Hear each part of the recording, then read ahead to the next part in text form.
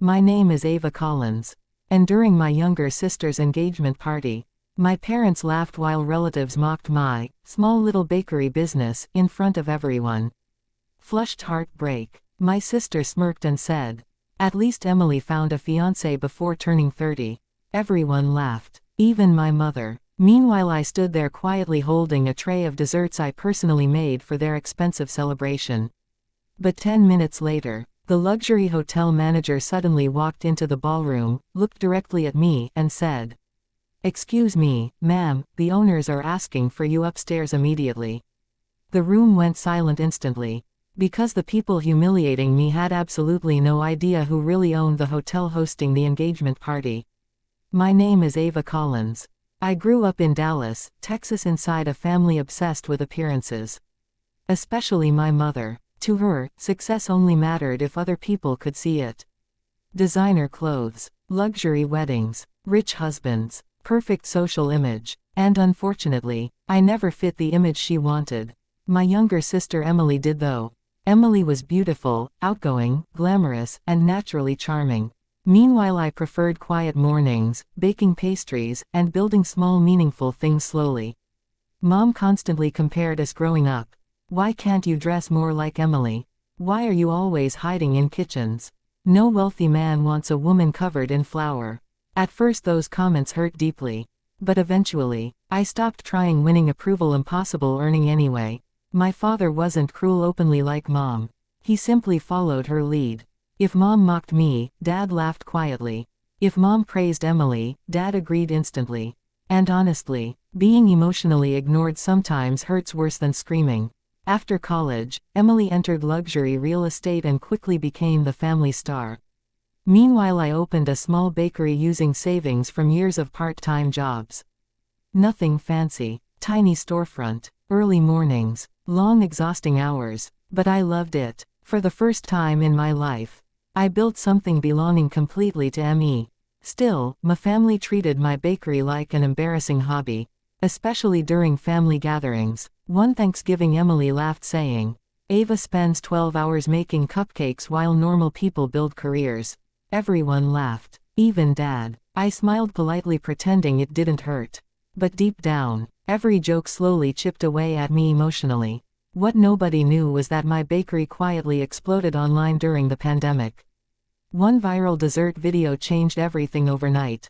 Orders skyrocketed nationally. Celebrity influencers promoted my products.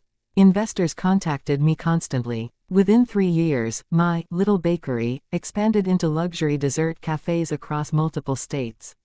But I kept things private intentionally. Why? Because success feels safer when toxic people can't attach themselves to it immediately. Around that same time, I met someone unexpected. William Harper. Older, calm, brilliant businessman. Unlike most people, William never mocked my passion for baking.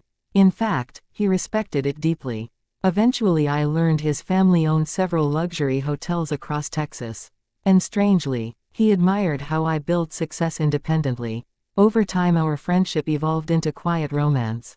Not flashy, not dramatic, real. Still, I kept the relationship mostly private because my family judged everything. Then Emily got engaged to a wealthy surgeon named Connor. Naturally, Mom treated the engagement like royal wedding preparation. Massive guest list, luxury ballroom, designer everything. The party took place at Harper Grand Hotel downtown, one of William's family properties. Ironically, my family had absolutely no idea I secretly became minority co-owner months earlier after partnering financially with William's company to expand premium dessert lounges inside several hotels.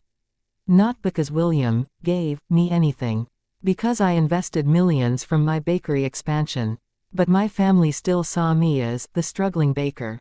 And honestly, I preferred it temporarily. The engagement night started painfully. The moment I arrived, Mom criticized my dress immediately. "You could have tried looking more elegant." Meanwhile, Emily hugged me, pretending sweetness for guests while whispering, "Please don't mention business stuff tonight. Connor's family is sophisticated." Sophisticated. Apparently pastries made me socially inferior somehow. Still, I stayed calm, because I promised myself long ago never shrinking into cruelty like them. As dinner continued, relatives began asking about careers. Emily proudly discussed luxury property sales. Connor discussed medicine. Then suddenly Aunt Denise looked toward me smiling awkwardly. And Ava still sells cookies. Laughter spread softly across the table. Mom actually smirked. Then Emily added loudly, "At least somebody in the family knows how to make birthday cakes." More laughter. I felt heat rising into my face instantly. But the final humiliation came moments later. One cousin asked casually whether I was dating anyone serious. Before I could answer, Emily laughed and said, "Ava is married to cupcakes." The table erupted. Then Mom added, "Honestly, we stopped expecting grandchildren from her years ago." Something inside me cracked quietly. Not dramatically, just exhaustion. Pure emotional exhaustion. Because no matter how successful I became privately, my family still treated me like failure entertainment. So I quietly excused myself and walked toward the balcony needing air. That's when hotel manager Daniel Brooks approached suddenly looking nervous. He straightened his jacket quickly. Then respectfully said, "Excuse me, ma'am, Mr. Harper and the ownership board are requesting you upstairs immediately regarding tomorrow's investor presentation." The word, "ma'am," echoed louder than expected because several nearby relatives overheard it. I frowned slightly. "Right now?" He nodded urgently. "Yes, ma'am. They're waiting for the co-owner approval signatures."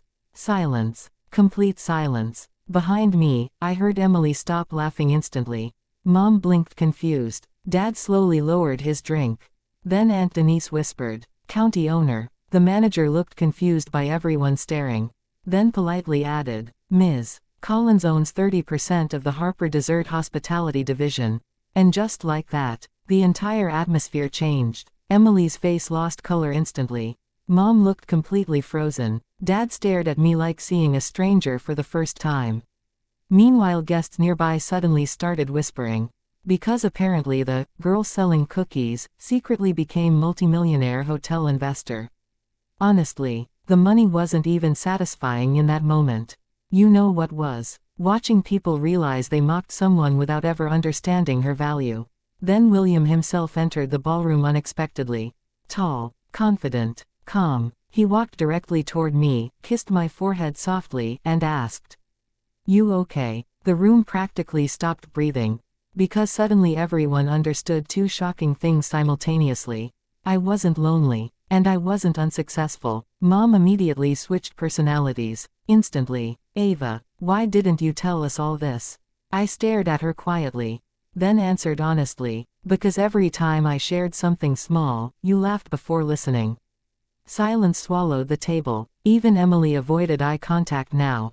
Then Dad whispered something painful. "We thought you were struggling." I almost laughed hearing that. Because struggling people deserve respect too. Not mockery. That night changed everything permanently.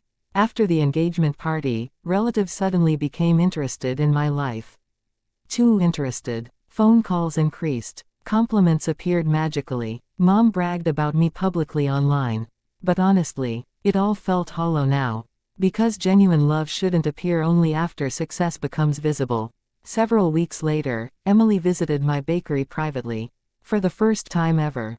She looked insecure around me. Then quietly she admitted, "I think I spent years trying making myself feel superior." That confession surprised me honestly. Maybe because beneath her arrogance, she also spent life chasing validation from our parents. Just differently. Today my bakery company operates nationwide. William and I are engaged quietly. Life feels peaceful finally. But the biggest lesson I learned: never measure your worth by how loudly people celebrate someone else. Some of the most successful people build their lives quietly while others are busy underestimating them. And sometimes, the people mocking your dreams simply lack vision understanding them yet. Never underestimate someone because their success looks different from society's expectations. Passion, hard work, and quiet persistence often create extraordinary lives. And people who mock others publicly usually reveal more about their own insecurity than the person they're humiliating. Real worth doesn't need constant validation to exist. If this story touched your heart, thumbs up, like this video. Bell subscribe for more emotional stories. Speech balloon comment below. Do you think families sometimes respect money more than passion and character? Flushed heartbreak.